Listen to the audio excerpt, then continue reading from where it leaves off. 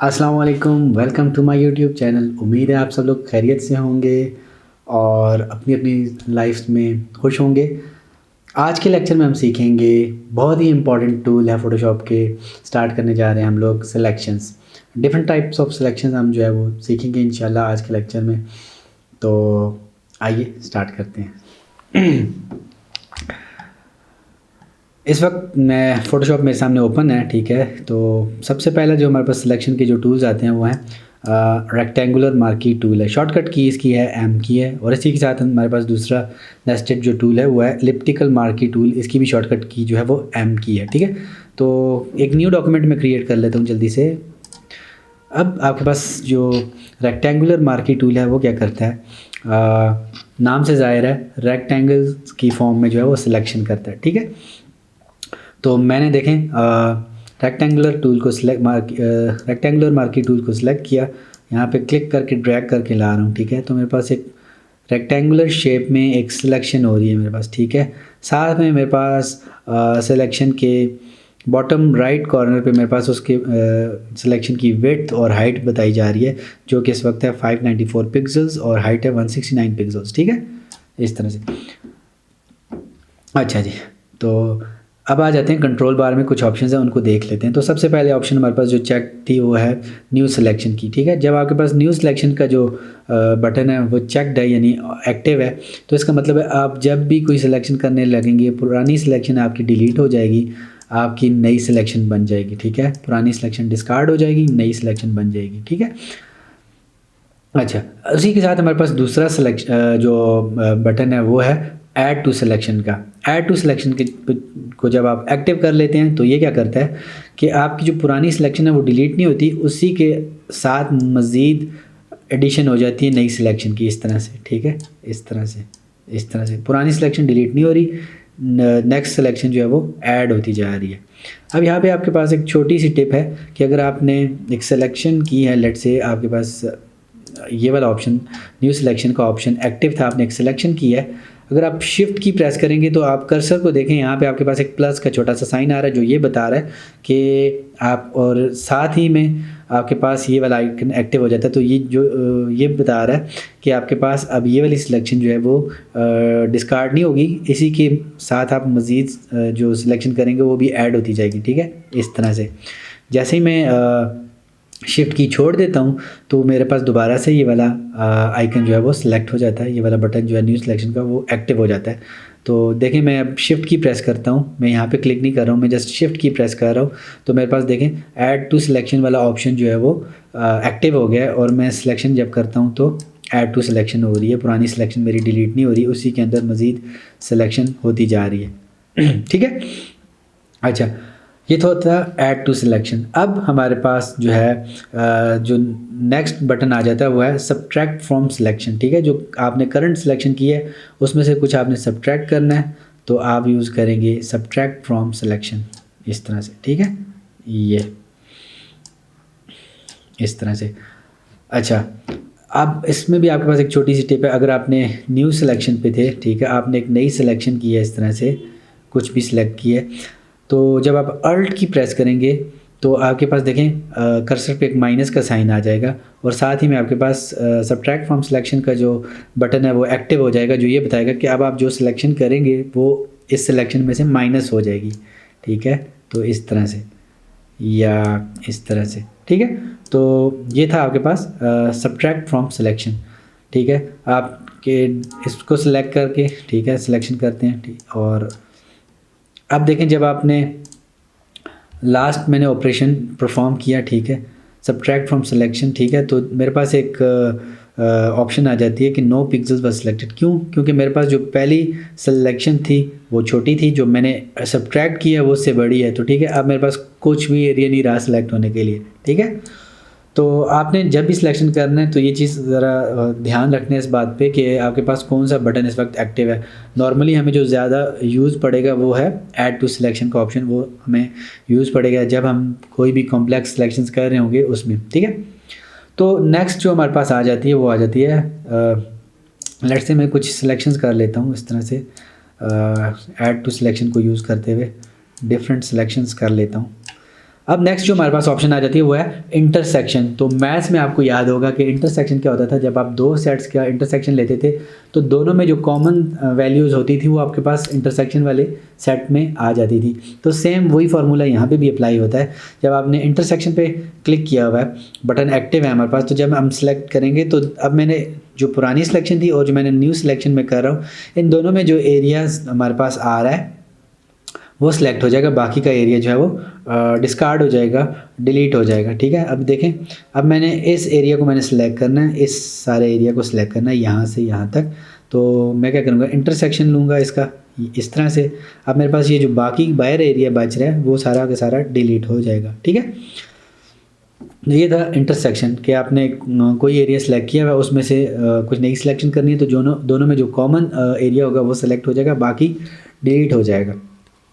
अच्छा जी, नेक्स्ट हमारे पास आ जाते हैं। आगे मज़ीद ऑप्शन पे जाने से पहले आपको यहाँ पे एक बात बताता चलूँ। आप लोग सोच रहे होंगे कि ये सिलेक्शन टूल हमारे लिए किस काम आता है, इसका आखिर इसके यूजेस इसके क्या हैं। ठीक है, तो लेट से मैं एक जल्दी से एक टेक्स्ट लेयर क्रिएट करता हूँ। ठीक है, मैंने लिखा फ़ोटो, मैं लिख देता हूँ।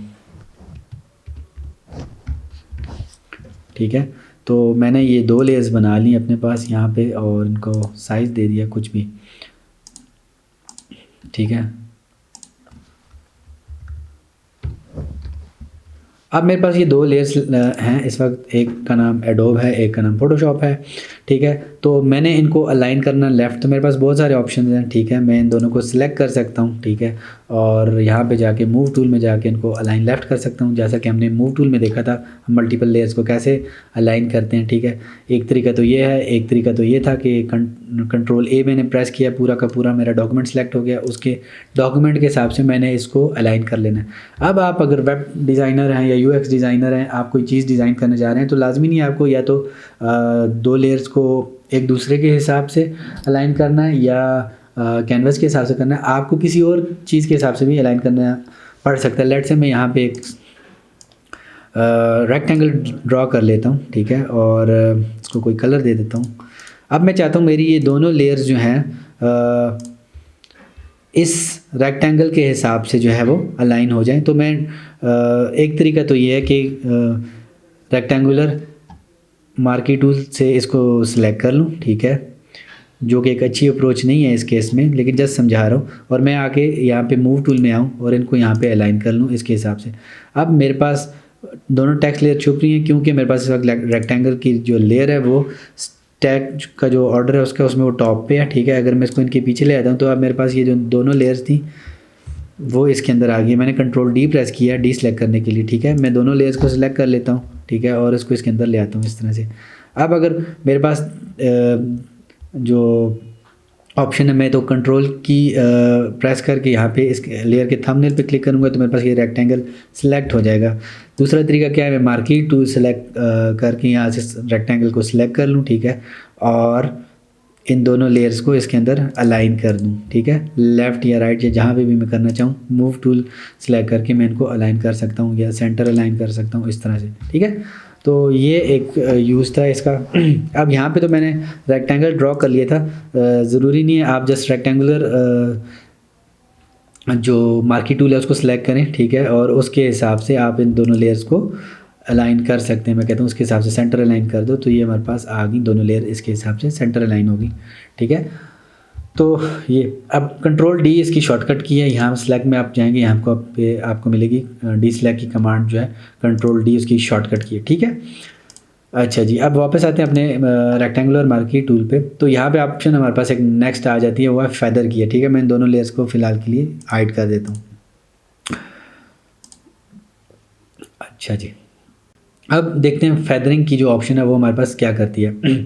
अब मैं इसको एक्सप्लेन करने के लिए क्या करता हूँ, मैंने एक कलर सेलेक्ट कर लिया, मैंने एक रेक्टेंगल ड्रॉ किया और अल्ट डिलीट का जो शॉर्टकट किया उसको यूज़ करते हुए मैं इसको फिल करता हूँ। ठीक है, आप देखें मेरे पास इसके जो एजेस हैं वो इंतहाई शार्प आए हैं। ठीक है, क्यों, मेरे पास फेदरिंग की जो ऑप्शन थी वो ज़ीरो थी। मैं कंट्रोल जेड कर देता हूँ एक दफ़ा, फिर कंट्रोल जेड कर लेता हूँ, फिर कंट्रोल जेड कर लेता हूँ ताकि ये डी सेलेक्ट हो जाए। अब यहाँ पे मैं फेदरिंग की जो ऑप्शन है इसको 20 पिक्सल्स कर देता हूँ। ठीक है, अब मैं जब सिलेक्शन करता हूँ इस तरह से तो आप नोटिस करेंगे कि मेरे पास जो मेरी सिलेक्शन थी उसके जो एजेस हैं वो राउंड हो गए हैं, ठीक है, इस तरह से राउंड हो गए।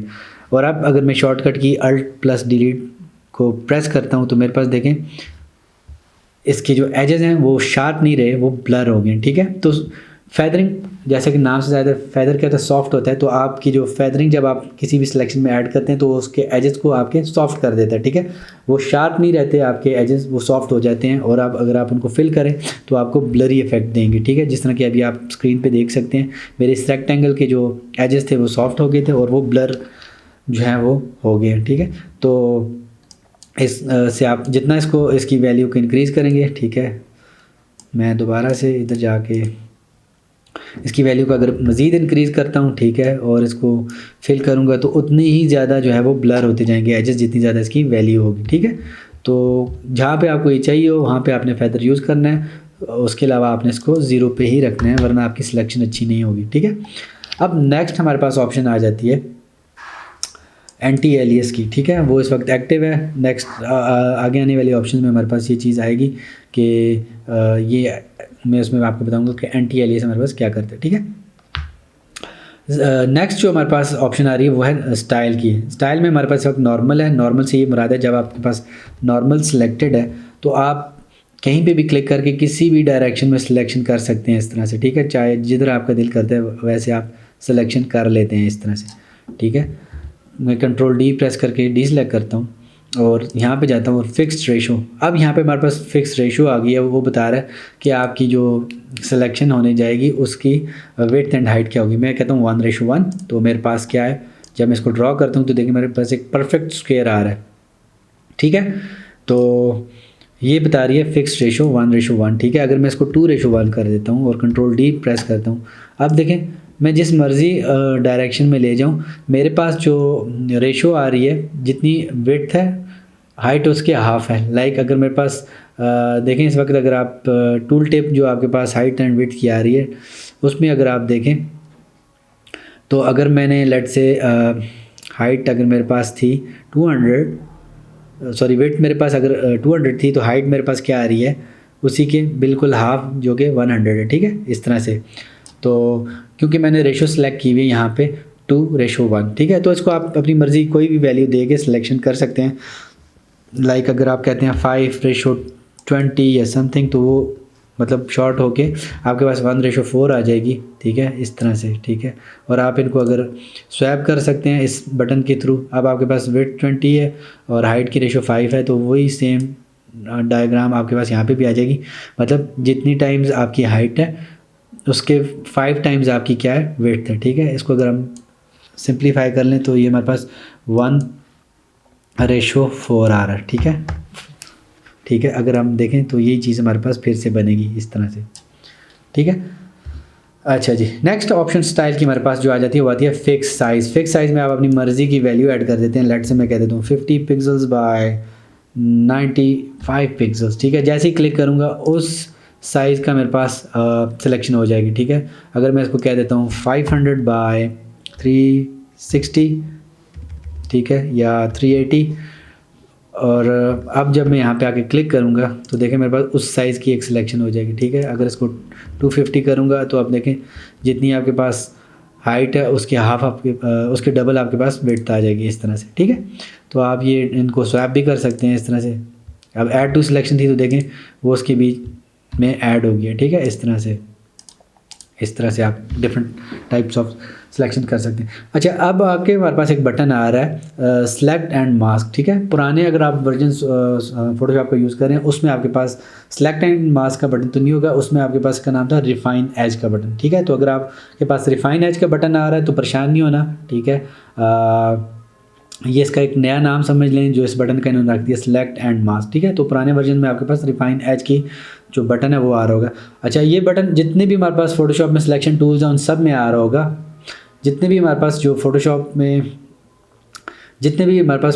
में सिलेक्शन के टूल्स हैं, ये सेलेक्ट एंड मास्क का बटन उन सब में आ रहा होगा, ठीक है। तो आपने इसको इंशाल्लाह हम जो लास्ट टूल सिलेक्शन का हम देखेंगे उसमें हम इसको एक्सप्लोर करेंगे कि ये बटन क्या काम करता है। तो आइए इससे पहले हम जो है वो आगे बढ़ते हैं, जो कि हमारे पास दूसरा जो टूल है वो है एलिप्टिकल मार्की, उसको देख लेते हैं, ठीक है। तो इसमें भी हमारे पास ऑप्शन जो हैं वो सारे के सारे सेम है। पहला ऑप्शन है न्यू सिलेक्शन। जैसे ही आप सिलेक्शन करते हैं तो आप देखें सर्कुलर शेप में आपके पास सिलेक्शन हो रही है, ठीक है।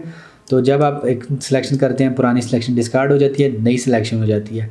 अब ऐड टू सिलेक्शन सेम वो इसी तरह से काम करेगा। जब आपने ऐड टू सिलेक्शन पे क्लिक किया तो पुरानी सिलेक्शन आपकी वहीं पे रह रही है और साथ आपकी नई सिलेक्शन बन रही है, ठीक है। इस तरह आपने सब्ट्रैक्ट फ्रॉम सिलेक्शन या ऐड टू सिलेक्शन करते हैं तो देखें इस तरह से आपके पास डिफरेंट जो है वो सिलेक्शंस में ऐड होती जाएगी। पुरानी सिलेक्शन के अंदर एक नई सिलेक्शन आपके पास बनती जाएगी, ठीक है। इस तरह से देखें, कंट्रोल Z प्रेस कर रहा हूँ मल्टीपल टाइम्स, ठीक है। अब यहाँ पे अगर आप add to subtract from selection के बटन पे क्लिक करेंगे तो आपके पास जो सिलेक्शन है उसमें से ये इसको माइनस करती जाएगी, ठीक है। मैं अगर इसको देखें इस तरह से माइनस कर लेता हूँ। अब मेरे पास कौन सा एरिया फील्ड होगा वो मैं आपको अभी थोड़ी देर में बताता हूँ, ठीक है। अगर मैंने ये एक शेप ड्रॉ की है, जस्ट मैं इसको अल्ट डिलीट प्रेस करता हूँ तो मेरे पास देखें ये एरिया जो था वो सिलेक्टेड था, जो इस वक्त मेरे पास फिल हो गया रेड कलर के साथ। अच्छा, कंट्रोल D प्रेस करता हूँ डी सिलेक्ट के लिए, और नेक्स्ट ऑप्शन हमारे पास जो थी वो क्या थी, इंटरसेक्शन, ठीक है। तो जब मैं इंटरसेक्शन सेलेक्ट करता हूँ तो जो एरिया मैंने सेलेक्ट किया हुआ था वो जो दोनों में सिलेक्शन में कॉमन था वो सिलेक्ट हो गया, बाकी जो सिलेक्शन थी वो डिस्कार्ड होगी मेरे पास, ठीक है।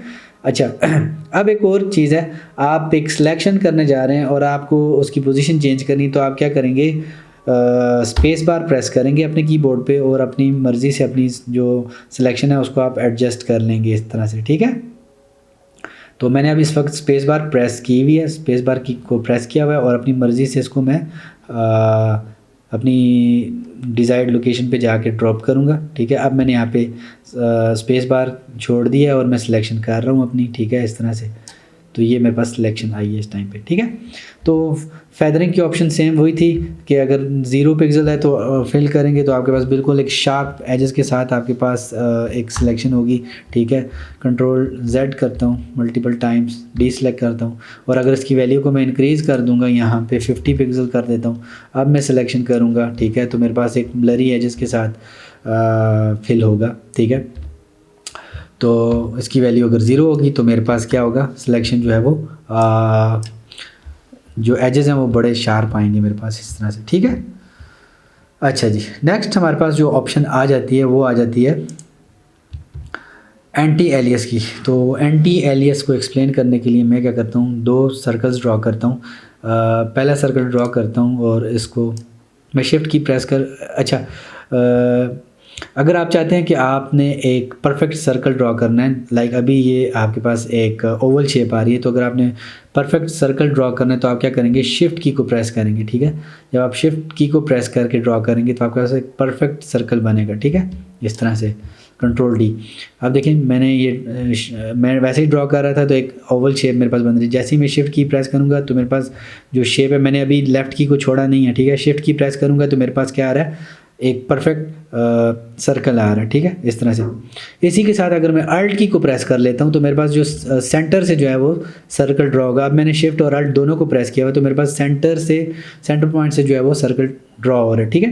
तो अल्ट को अगर छोड़ दूंगा तो जिस डायरेक्शन में आपने सर्कल ड्रॉ करना है उस डायरेक्शन में आपका सर्कल ड्रॉ होगा। अगर अल्ट की प्रेस करेंगे तो सेंटर से सर्कल ड्रॉ होगा, ठीक है। तो मैं इसको, अच्छा, आपने कोई सिलेक्शन की है, ठीक है, और अपने कीबोर्ड की जो एरो कीज़ हैं उनको यूज़ करते हुए आप अपनी सिलेक्शन को मूव कर सकते हैं। अगर आप एक दफ़ा प्रेस करेंगे तो 1 पॉइंट मूव करेगा, ठीक है, और अगर आप शिफ्ट की प्रेस करके करेंगे तो 10 पॉइंट्स एक साथ वो जो है आपकी सिलेक्शन मूव होगी, ठीक है।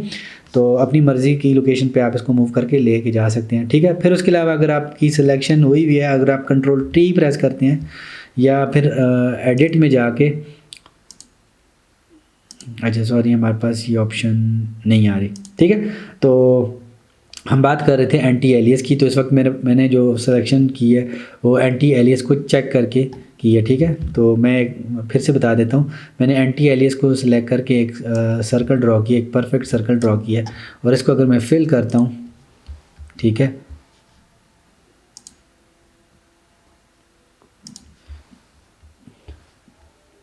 अच्छा सॉरी, मेरे पास एरर आ रहा है कि कि इस वक्त मेरे पास कोई भी लेयर नहीं है, ठीक है। तो मैं आर्टबोर्ड के अंदर एक लेयर क्रिएट कर लेता हूँ, ठीक है, या फिर आर्टबोर्ड को डिलीट कर देता हूँ यहाँ से, ठीक है।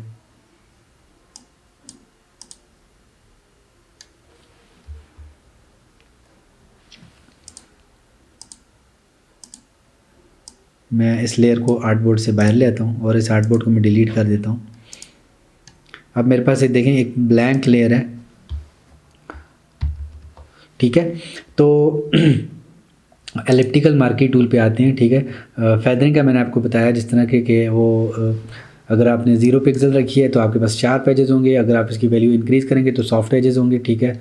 तो एंटी एलियस को ऑन करके मैं एक सर्कल ड्रॉ करता हूँ शिफ्ट की प्रेस करके, और इसको मैं ब्लैक कलर से फिल कर देता हूँ, ठीक है। अल्ट डिलीट प्रेस करूँगा इस तरह से। अब मैं एक और सर्कल ड्रॉ करता हूँ, ठीक है, और एंटी एलियस को यहाँ से अनचेक कर दिया मैंने, ठीक है। शिफ्ट की प्रेस करके एक परफेक्ट सर्कल ड्रॉ किया मैंने और इसको अल्ट डिलीट प्रेस करते हुए फिल कर दिया। कंट्रोल डी करता हूँ। अगर मैं आपको जूम करके दिखाऊं तो आप देखेंगे कि जो मैंने एंटी एलियस को चेक करके ड्रॉ किया है उसके एजेस स्मूथ हैं, जबकि एंटी एलियस को अनचेक करके मैंने जो सर्कल ड्रॉ किया है उसमें हमारे पास देखें स्टेपिंग बन रही है, ठीक है। तो आपके पास जो एजेस हैं वो स्मूथ नहीं है, ठीक है। एंटी एलियस जो है आपके एजेस को स्मूथ करता है, ठीक है। बेसिकली करता ये है कि आपके पास जो एज पे जो पिक्सल्स आ रहे थे उन्हीं वैल्यू को उठा के इन स्टेप्स के अंदर फिल कर देते हैं ताकि आपको देखने में वो एज स्मूथ लगे, ठीक है। अब अगर इस एज को आप देखें ये आपके पास काफ़ी हद तक स्मूथ है, जबकि इस एज को अगर आप देखें तो इसमें आपके पास स्टेपिंग बनी हुई है। तो एंटी एलियस इस चीज़ को अवॉइड करता है हमारे पास, ठीक है। मैं इसको डिलीट कर देता हूँ और फोरग्राउंड में वाइट कलर फिल कर देते हैं, ठीक है। नेक्स्ट जो हमारे पास ऑप्शंस आ रही हैं एलिप्टिकल मार्की की वो सेम है, ठीक है। आपके पास स्टाइल है, नॉर्मल है, तो आप किसी भी डायरेक्शन में जो है वो सिलेक्शन कर सकते हैं। तो उसके बाद दूसरी जो ऑप्शन हमारे पास है वो है फिक्स रेशो। फिक्स रेशो क्या करती है, आपने प्री डिफाइंड एक रेशो है, ठीक है। आप देखो 1:1 है, यानी जितनी हाइट है उतनी विड्थ होगी, तो आपके पास एक परफेक्ट सर्कल ड्रॉ होगा, ठीक है। और अगर आप फिक्स साइज़ दे देते हैं, ठीक है, आप इसको कोई भी वैल्यू दे देते हैं, लेट से आप कहते हैं कि 100 बाय, या लेट से मैं कह देता हूँ 300 बाय 150, ठीक है। और जैसे ही मैं क्लिक करूँगा तो देखें एक न्यू सिलेक्शन वाला आइकन था, तो पुरानी सिलेक्शन डिस्कार्ड होगी, एक नई सिलेक्शन बन गई है, ठीक है। तो इस तरह से आप एक नई सिलेक्शन बना सकते हैं। तो क्लिक करके जहाँ पे भी आप ड्रॉप करेंगे, जब आपके पास फिक्स सिलेक्शन है तो आपको स्पेस बार प्रेस करने की ज़रूरत नहीं पड़ती है, आप जहाँ पे जाके अपनी सिलेक्शन को ड्रॉप करेंगे वहीं पे वो सिलेक्शन हो जाएगी, ठीक है। तो नॉर्मली जो हम यूज़ करेंगे वो नॉर्मल सिलेक्शन यूज़ होती है। तो ये थी। नेक्स्ट जो हमारे पास बटन है वो आ रहा है सिलेक्ट एंड मास्क का, जो कि इंशाल्लाह हम आने वाले लेक्चर्स में जो सिलेक्शन की जो टूल्स हैं उनको जब एक्सप्लोर करेंगे उनमें इंशाल्लाह at the end of the last selection tool हम इस जो बटन है इसको एक्सप्लोर करेंगे कि ये क्या काम करता है, इसकी डिफरेंट प्रॉपर्टीज़ है वो इंशाल्लाह उसको हम एक्सप्लोर करेंगे। तो उम्मीद है आप लोगों को रेक्टेंगुलर मार्की टूल और एलिप्टिकल मार्की टूल अच्छे से समझ आया होगा। आपने अब इसकी अच्छी से प्रैक्टिस करनी है, डिफरेंट इमेजेस पे भी कर सकते हैं, नॉर्मल ब्लैंक डॉक्यूमेंट्स क्रिएट करके उन पे आपने इस सिलेक्शन टूल को जो है वो प्रैक्टिस करना है। शिफ्ट की प्रेस करके भी, अल्ट की प्रेस करके भी, स्पेस बार से इसको अपनी सिलेक्शन को मूव करना है ताकि आपकी इसकी अच्छी सी प्रैक्टिस हो जाए। इंतहाई इंपॉर्टेंट टूल है आगे जब आप चल के जब वेब डिज़ाइन या कोई किसी भी ऐप का डिज़ाइन क्रिएट करेंगे तो उसमें ये बहुत ज़्यादा यूज़ होने वाला है, ठीक है। अलाइनमेंट में हमारे पास जो रेक्टेंगुलर मार्की टूल है वो बहुत ज़्यादा यूज़ होता है, तो इसलिए आपने इसकी बहुत अच्छे से प्रैक्टिस करनी है। उम्मीद है आप लोगों का आज का जो लेक्चर है वो समझ आया होगा। अगर इस लेक्चर ने आपके नॉलेज में इजाफा किया है तो वीडियो को लाइक करें, अपने सर्कल्स में भी शेयर करें, चैनल पर न्यू हैं तो काइंडली इस चैनल को सब्सक्राइब भी करें, ठीक है। और मिलते हैं नेक्स्ट वीडियो में, तब तक के लिए अल्लाह हाफिज़।